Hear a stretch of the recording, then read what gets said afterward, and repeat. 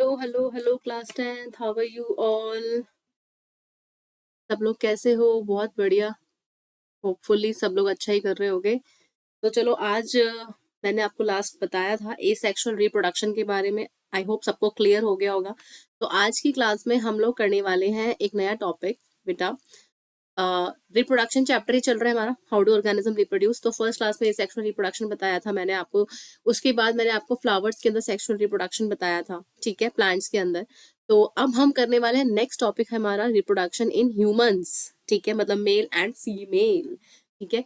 तो यहाँ पर रिप्रोडक्शन स्टार्ट करें मेल्स और फीमेल्स में, मतलब कि ह्यूमंस में हम स्टार्ट करेंगे। तो बेटा देखो, रिप्रोडक्शन हमने पहले भी पढ़ चुके हैं, होता क्या है कि it is a process by which life is continued from one generation to the next, ठीक है।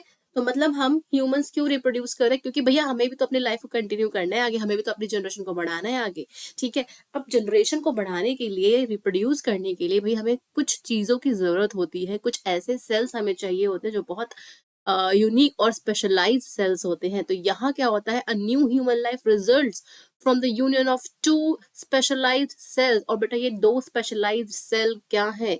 एक आता है मेल से और एक आता है फीमेल से।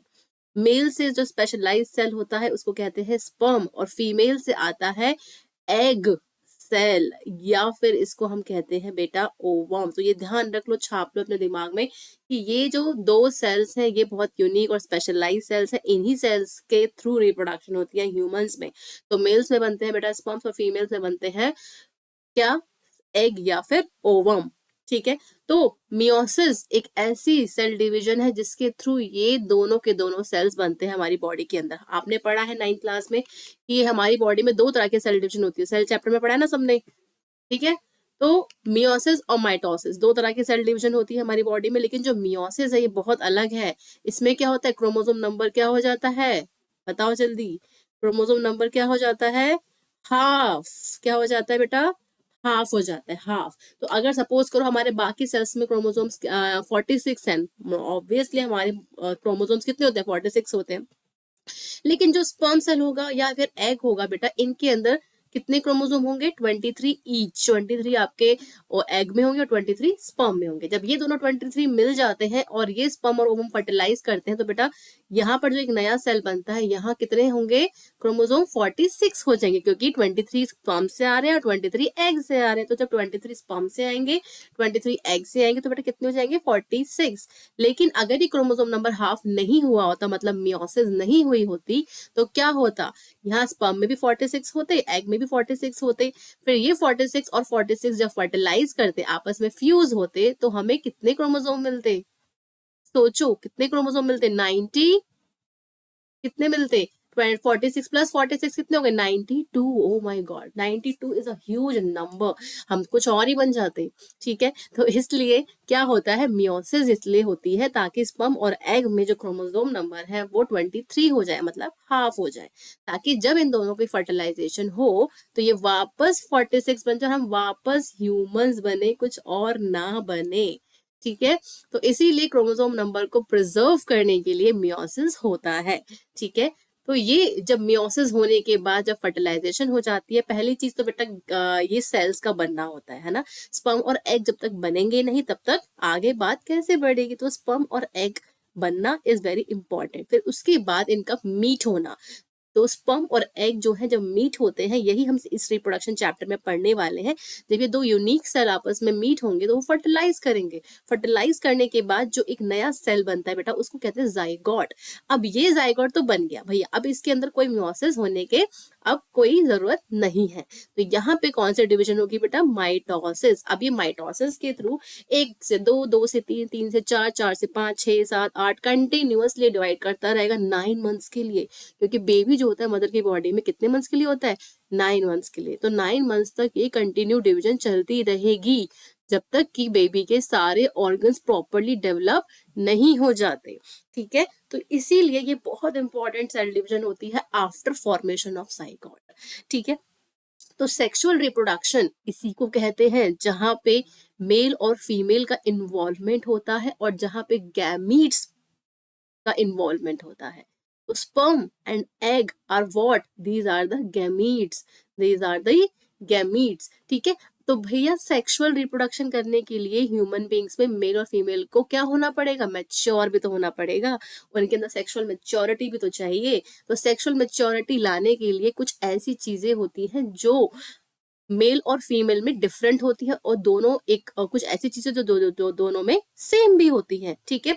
तो बेटा रिप्रोडक्शन क्या है, it is the reproduction involving male reproductive organs and female reproductive organ, और इन दोनों ऑर्गन से बनते हैं आपके गैमीट्स। तो मेल में बेटा कौन से गैमीट्स बनते हैं जो सेक्सुअल रिप्रोडक्शन कराते हैं, इनको कहते हैं स्पर्म। और फीमेल में कौन से गैमीट्स बनते हैं बेटा जो रिप्रोडक्शन कराते हैं, उनको कहते हैं ओवम या फिर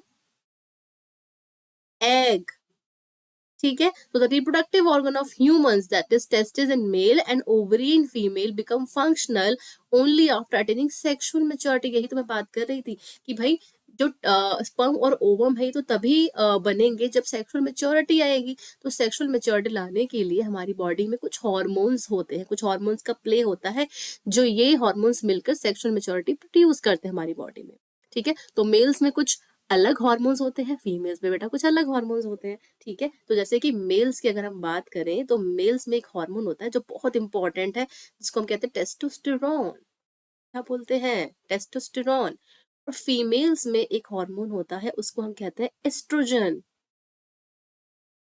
ये दोनों हार्मोन्स बहुत इंपॉर्टेंट होते हैं।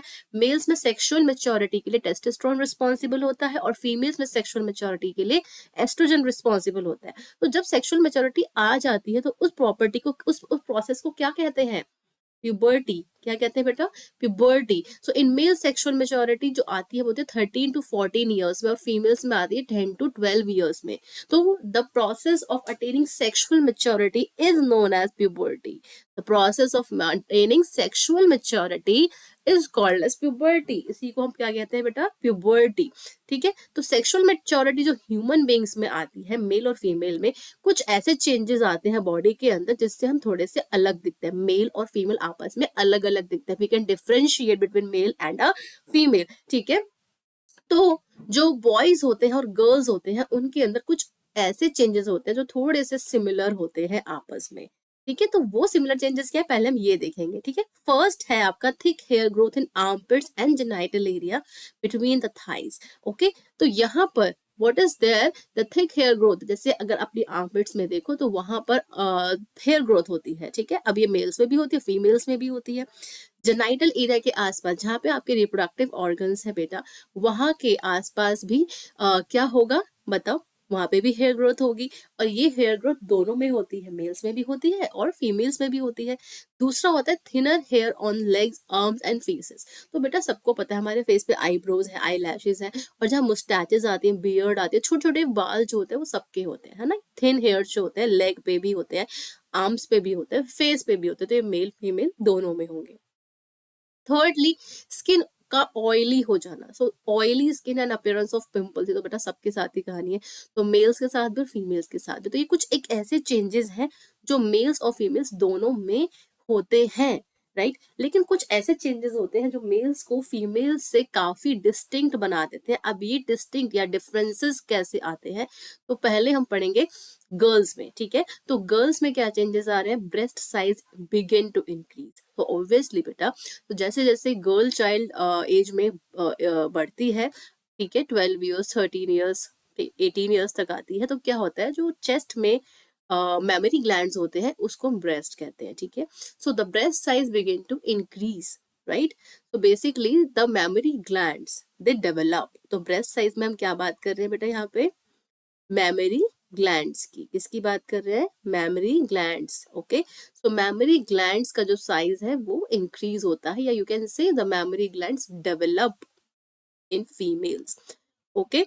तो मेमोरी ग्लैंड्स क्या होते हैं, फीमेल में डेवलप्ड होते हैं, वेल डेवलप्ड, बट मेल्स में वेल डेवलप्ड नहीं होते हैं, ठीक है।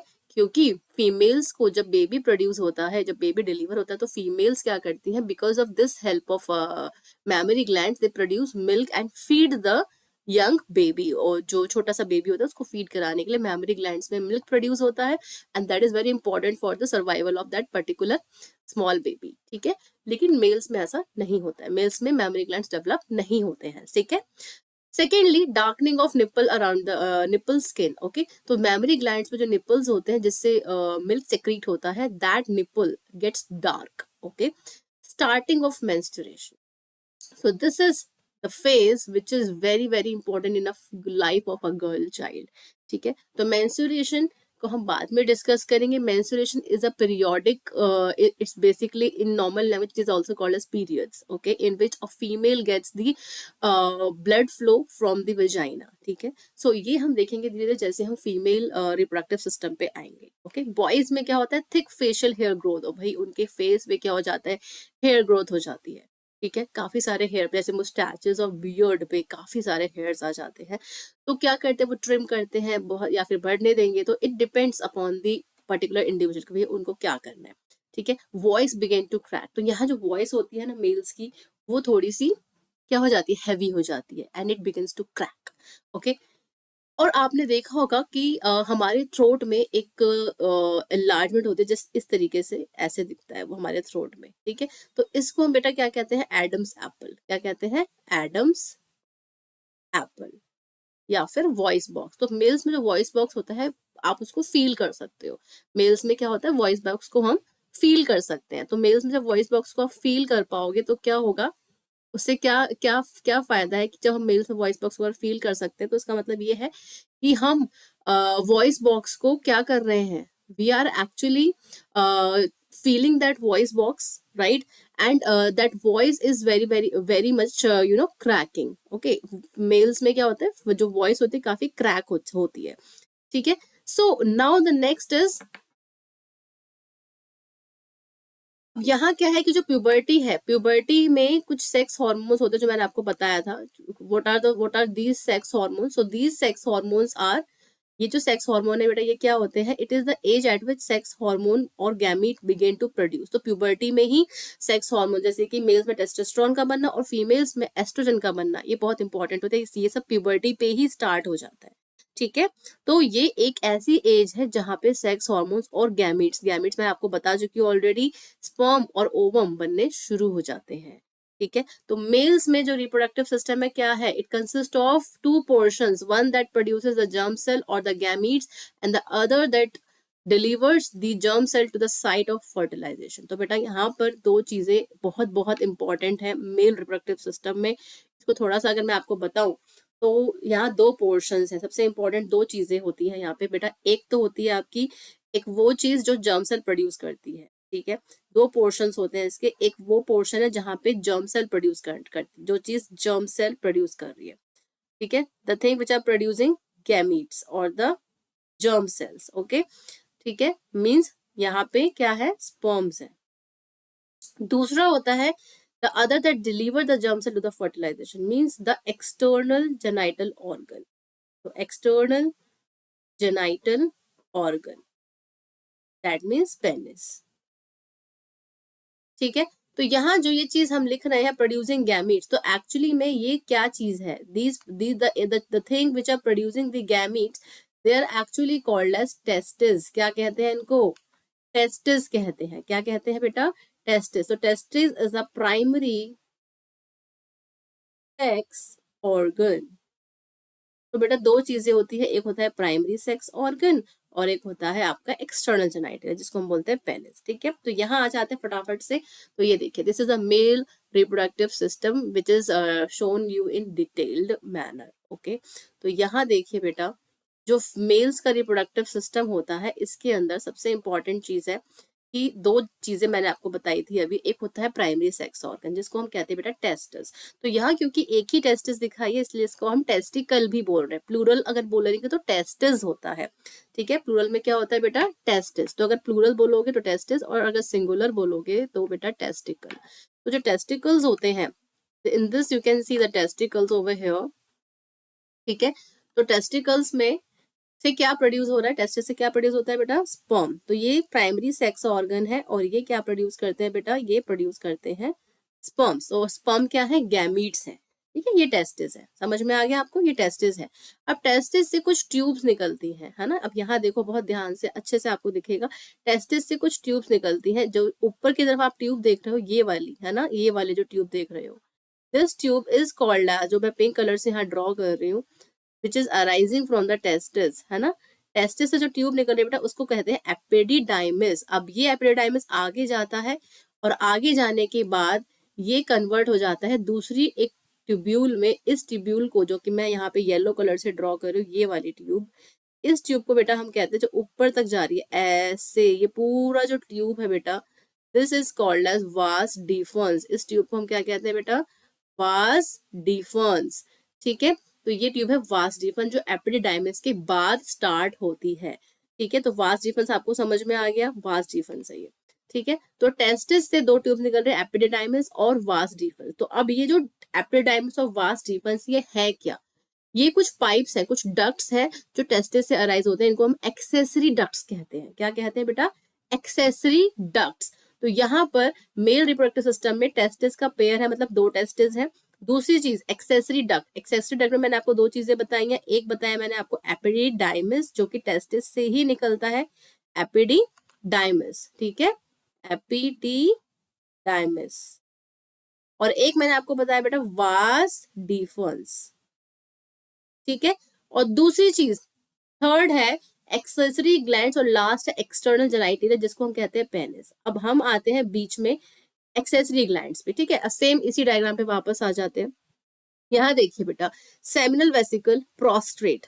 ठीक है, ये आपको प्रोस्टेट ग्लैंड और सेमिनल वेसिकल यहाँ आपको दिख रहा है। मैं आपको ड्रॉ करके यहाँ पे बता देती हूँ कि ये जो एक ग्लैंड होता है बेटा, इसको हम कहते हैं, दिस वन जो मैं आपको ग्रीन कलर से शो कर रही हूँ यहाँ पे, this gland is called as seminal vesicle. यहाँ पे वास डिफन एक ग्लैंड के अंदर आता है। वास डिफन जब आएगा ना, ये ट्यूब आके ग्लैंड के पास डिपॉजिट होगी। इस ट्यूब को, इस वास डिफन को जो जिस ग्लैंड के पास आएगी बेटा, उस ग्लैंड को हम कहते हैं सेमिनल वेसिकल।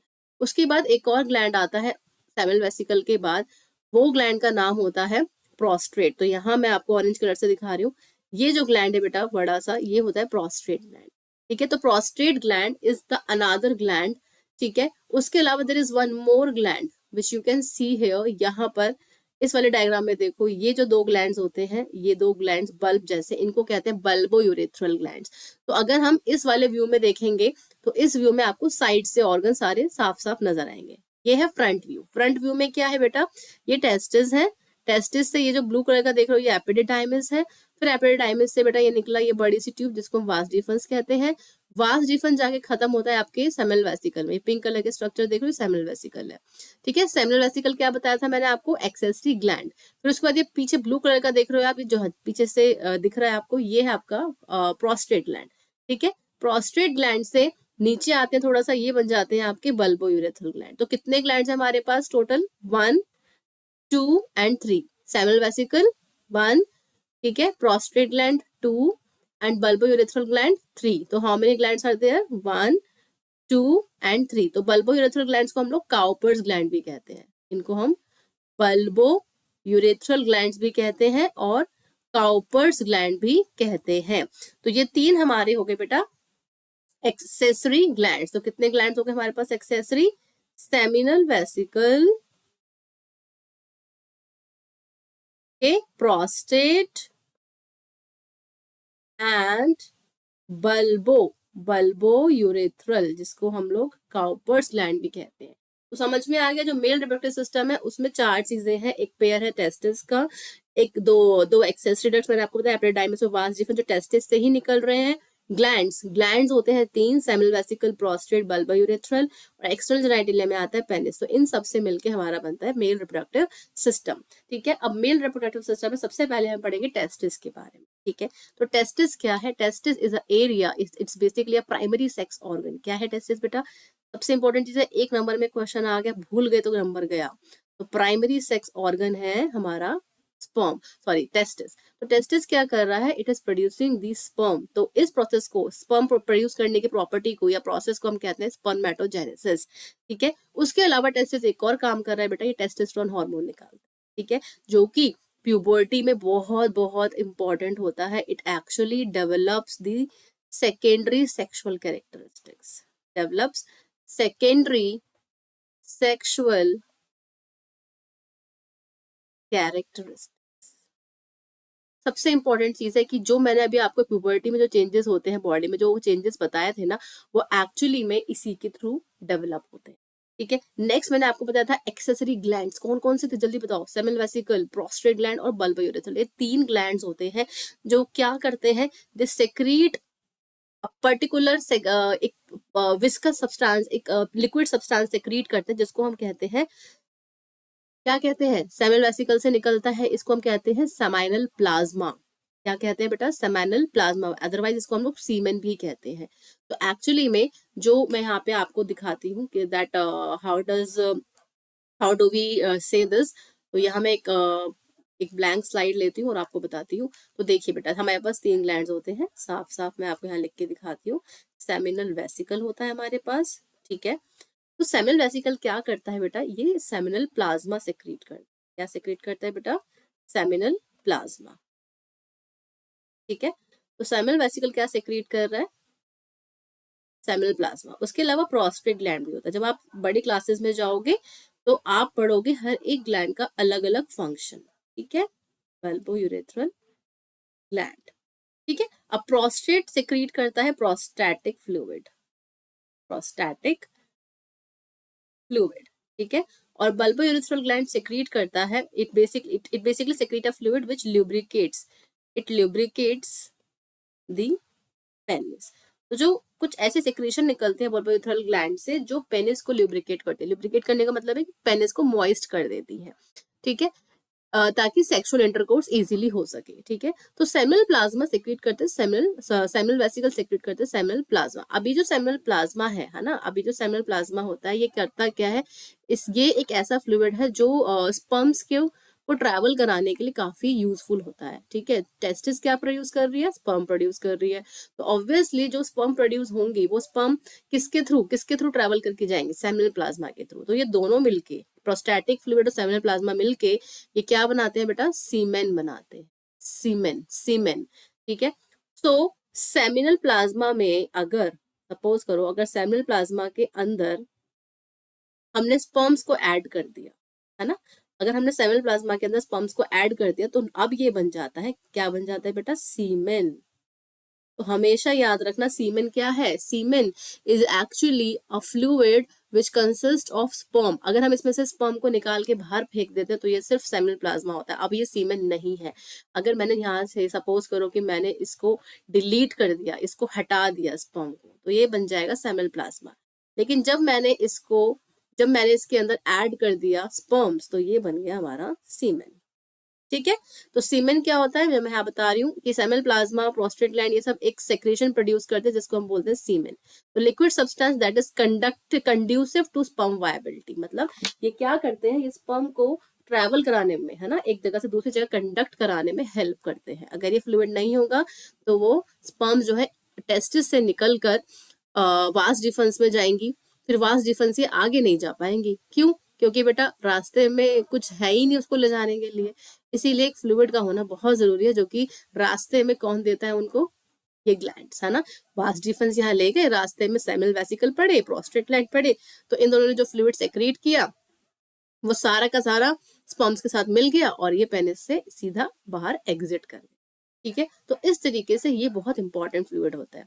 नेक्स्ट है बेटा penis. Penis is a external genital organ, ये बाहर की तरफ विजिबल होता है, ठीक है। तो ये एक ऐसा ऑर्गन है जो डिपॉजिट करता है सीमेन को in the female reproductive tract, right. तो फीमेल रिप्रोडक्टिव ट्रैक्ट में vagina is a main important thing. So from the vagina जो पेनिस होता है, पेनिस जब भी इजैकुलेट करेगा सीमेन को, है ना, अब सीमेन समझ गए ना सब लोग। तो जब सीमेन को इजैकुलेट करेगा तो वो सीमेन डायरेक्टली कहाँ जाएगा बेटा, फीमेल्स वेजाइना में, ठीक है।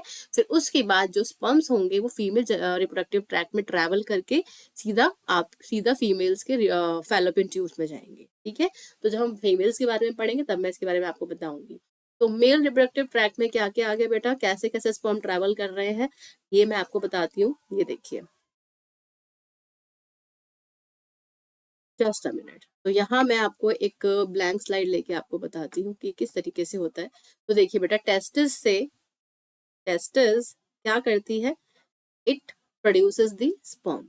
ये क्या प्रोड्यूस कर रही है, स्पर्म प्रोड्यूस कर रही है। फिर स्पर्म जाते हैं एपिडिडाइमिस में,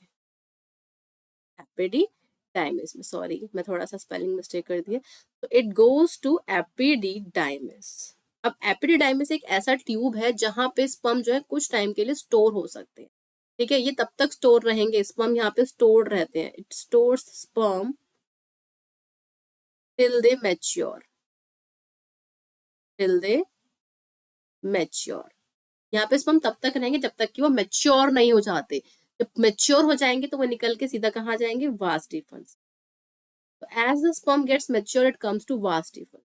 वास डिफरेंस, अब वास डिफरेंस कहाँ खुलता है, जल्दी बताओ। वास डिफरेंस ओपन होता है इंपॉर्टेंट स्ट्रक्चर्स में, जिसको हम कहते हैं सेमिनल वेसिकल। ये देखो वास डिफरेंस यहाँ से गया, निकलता हुआ पिंक कलर से बना रही हूँ, यहाँ गया, ऊपर गया, गया गया गया गया गया गया गया, यहाँ पे आके वो ग्लैंड से मिलता है। उन ग्लैंड्स को हम कहते हैं सेमिनल वेसिकल।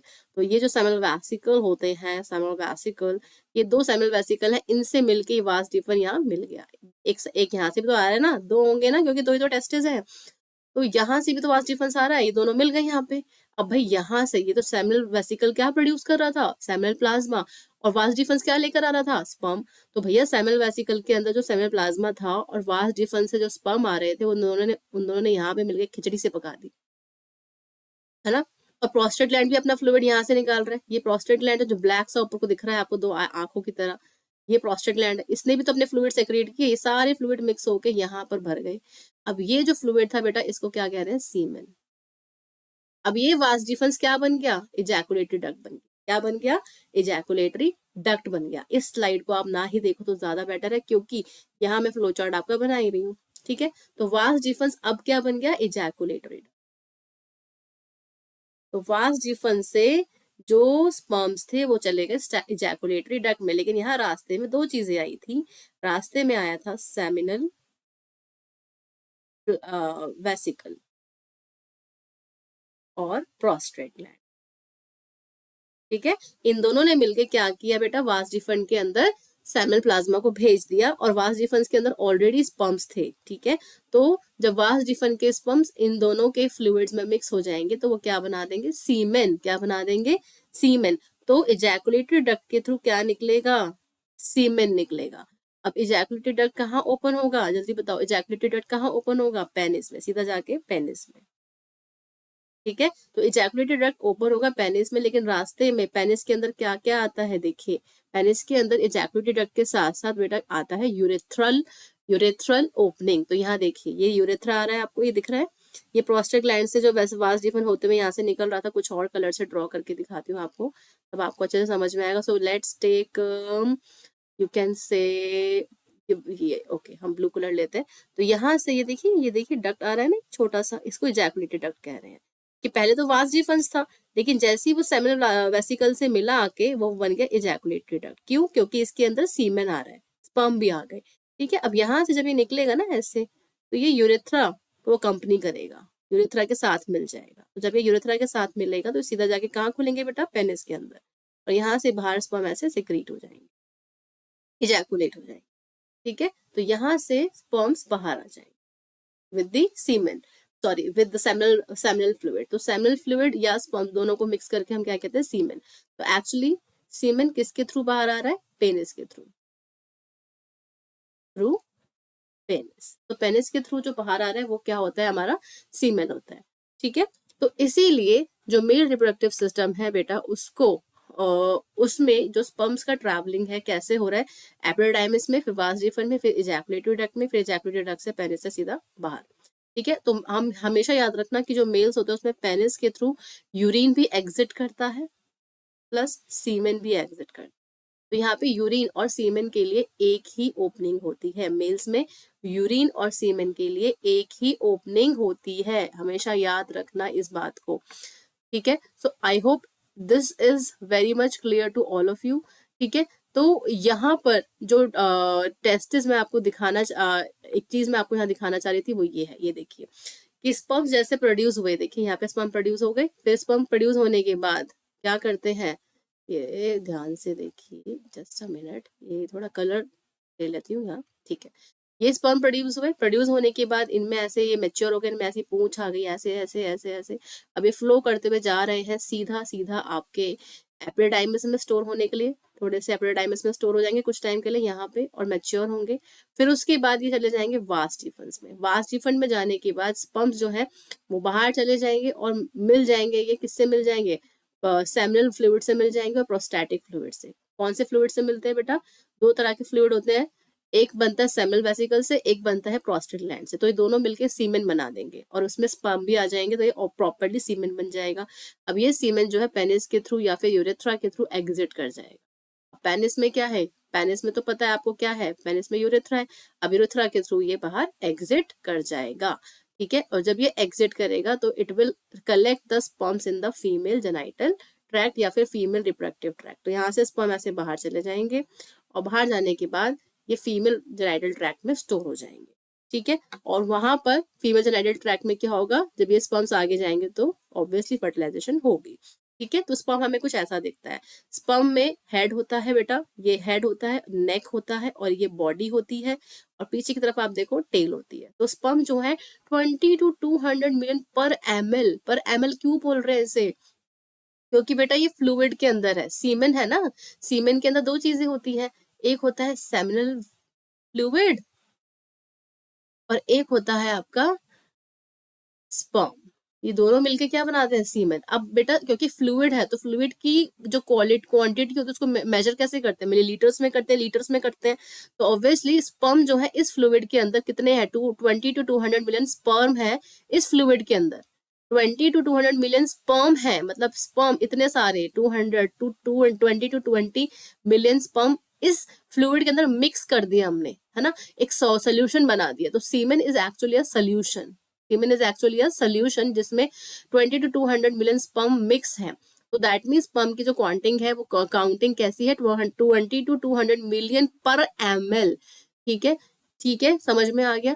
तो या फिर हम इसको बोल सकते हैं 300 to 600 मिलियन पर इजैकुलेशन, मतलब हर बार जब भी मेल्स इजैकुलेट करेंगे तो 300 to 600 मिलियन स्पर्म निकलेंगे बाहर पेनिस के थ्रू, ठीक है। तो जो स्पर्म्स का जो लाइफ स्पैन है वो 24 to 48 आवर्स तक होता है। अगर फीमेल रिप्रोडक्टिव सिस्टम में स्पर्म्स वजाइना के थ्रू जा रहे हैं तो वो 24 से 48 घंटे के लिए उसके अंदर जिंदा रह सकते हैं, उसके बाद वो मर जाएंगे, ठीक है। अगर फर्टिलाइजेशन नहीं हुई 48 घंटे के अंदर अंदर तो स्पर्म्स विल डाई, ओके। तो स्पर्म जो होता है उसके अंदर ये हेड होता है बेटा, ये हेड है, ठीक है, ऐसे ट्रायंगुलर शेप का हेड होता है, ठीक है। इसके अंदर एक बहुत स्पेशल एंजाइम होता है, बहुत स्पेशल एंजाइम्स होते हैं जो ओवम के साथ फर्टिलाइज होने में हेल्प करते हैं। सपोज ये ओवम है, यहाँ से स्पर्म चला आ रहा है ना, स्पर्म का हेड है।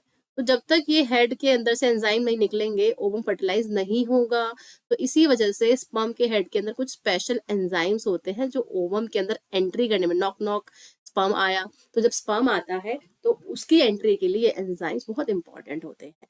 हेड के अंदर 23 क्रोमोसोम्स होते हैं। कितने क्रोमोसोम होते हैं? 23 क्रोमोसोम। तो बेटा हेड के अंदर कितने क्रोमोसोम हो गए? 23, ठीक है। क्योंकि आपको पता है स्पर्म में 23 होते हैं और ओवम में, तो एक्चुअली ओवम में भी 23 है और स्पर्म में भी। तो यहाँ एक्चुअली जो स्पर्म्स है वो यहाँ न्यूक्लियस होता है हेड में, इसी हेड के न्यूक्लियस के अंदर 23 क्रोमोसोम प्रेजेंट हो, ठीक है। ये नेक है, नेक के पीछे बॉडी है, बॉडी में बहुत सारे माइटोकॉन्ड्रिया होते हैं ताकि स्पर्म को एनर्जी मिले भैया ट्रैवल करने के लिए। 24 से 48 घंटे तक ट्रैवल करना है उसे, और उससे पहले उसको टेस्टिस से निकल के वास जिफन में जाना है, फिर उसके बाद सेमिनल वेसिकल में जाना है, फिर उसके बाद प्रोस्टेट ग्लैंड से फ्लूइड लेके नीचे आना सॉरी, फिर उसके बाद यूरेथ्रा के थ्रू बाहर जाना है। तो कितना ट्रैवल करना पड़ता है उसे भाई। इसीलिए it has to take a lot of energy and this energy come from mitochondria. Mitochondria के बाद जो बॉडी में माइटोकॉन्ड्रिया उसकी बात हमने खत्म करी। इसके बाद नेक्स्ट आता है टेल। अब इस टेल को देखोगे, टेल जो है वो लोकोमोशन प्रोवाइड करता है, एक डायरेक्शन प्रोवाइड करता है कि भैया तुझे इधर जाना है, उधर जाना है, इधर जाना है, उधर जाना है। तो ये जो है tail, it actually provides locomotion. Tail के बिना स्पर्म कभी भी चल नहीं सकता, इसीलिए tail is actually the part which provide locomotion, है ना, एक जगह से दूसरी जगह पर जाने में उसकी हेल्प करता है। सो आई होप ये सब चीजें आपको क्लियर हो गई होंगी बहुत अच्छे से, ठीक है। तो इस डायग्राम में एक फाइनल रिकैप कर लेते हैं हम। तो फाइनल रिकैप में हम देखेंगे कि किस तरीके से स्पर्म प्रोड्यूस हो रहे हैं और कैसे वो आगे आगे बढ़ रहे हैं, ठीक है बेटा। तो यहाँ देखिए, आ जाइए इस डायग्राम पे। तो ये टेस्टिस थी, यहाँ पे एपिडिडाइमिस थी, यहाँ से वास डिफर निकली, ये तो टेस्टिस ने बनाया स्पर्म, स्पर्म गए एपिडिडाइमिस में मैच्योर होने के लिए, मैच्योर होने के बाद वो गए वास डिफर में, फिर वास डिफर से वो गए सेमिनल वेसिकल में, सेमिनल वेसिकल ने अपना फ्लूइड सेक्रीट किया, प्रोस्टेट ने फ्लूइड सेक्रीट किया, दोनों ने फ्लूइड सेक्रीट करके सीमेन बना दिया। और अब यहाँ से ये एक डक्ट निकलता है जो वास डिफन के साथ मिलके एक नया डक्ट बनता है जो यूरेथ्रा के साथ मिक्स हो जाता है। तो एक्चुअली वास डिफन से जो डक्ट बनता है वो इजैकुलेटेड डक्ट होता है। ये इजैकुलेटेड डक्ट ओपन हो जाता है इस यूरेथ्रा में, इस यूरेथ्रा में जो कि पेनिस के अंदर ओपन होता है। तो urethra which passes through the penis. तो ध्यान रखना, ये बार बार बोल रही हूँ कि वास डिफन से इजैकुलेटेड डक्ट बनता है और इस इजैकुलेटेड डक्ट में आ जाता है सीमेन। उससे पहले सीमेन नहीं होगा, याद रखना। वास डिफन में सिर्फ और सिर्फ स्पर्म है, सीमेन नहीं है। वास डिफन में सिर्फ क्या है बेटा, इजैकुलेटरी वास डिफन में सिर्फ और सिर्फ क्या है, जल्दी बताओ, सिर्फ स्पर्म है, ठीक है। लेकिन सीमेन कब आता है, जब वो इजैकुलेटेड डक्ट में अपनी सेक्रेशन पोर कर देता है, क्योंकि यहाँ सेमिनल वेसिकल भी है प्लस प्रोस्टेट ग्लैंड भी है, ये दोनों मिलके अपनी सेक्रेशन पोर करेंगे, उसके अंदर स्पर्म मिक्स हो जाएंगे, तब वो सीमेन बनेगा। तो सीमेन एक्चुअली इजैकुलेटेड डक्ट से निकल के यूरेथ्रा में जाता है। तो ये जो डक्ट आप देख रहे हो यहाँ पे बेटा, ये वाला, ये इजैकुलेटरी डक्ट है। अब ये इजैकुलेटरी डक्ट जब मिक्स होगा यूरेथ्रा के साथ, तो वो पीनिस में ओपन होगा। तो ये है आपका यूरेथ्रा, यूरेथ्रा के साथ मिक्स हो गया, ये दोनों मिक्स हो जाएंगे तो ये कहाँ पास करेंगे, विच passes through penis and sperm leave the body of male and it enters the female genital या रिप्रोडक्टिव ट्रैक्ट। अब इसके बाद की कहानी नेक्स्ट वीडियो में पढ़ेंगे, जिसमें मैं आपको बताऊंगी फीमेल रिप्रोडक्टिव ट्रैक्ट के बारे में। टिल देन इसको रिवाइज करो, और स्पर्म्स कैसे ट्रैवल करेंगे फीमेल रिप्रोडक्टिव ट्रैक्ट में, कैसे फर्टिलाइजेशन होगा और कैसे सारी चीजें होंगी, बेबी कैसे प्रोड्यूस होगा, डिलीवर कैसे होगा, ये सब नेक्स्ट क्लास में बताऊंगी आने वाली क्लासेस में। So please stay tune to my channel biology बीकल्स। तो नेक्स्ट क्लास में आपको ये सब बताएंगे। इतने रिवाइज करो, डाउट्स होंगे तो प्लीज उसको नोट डाउन करो और मुझसे पूछ लो। चलो bye bye all of you, take care.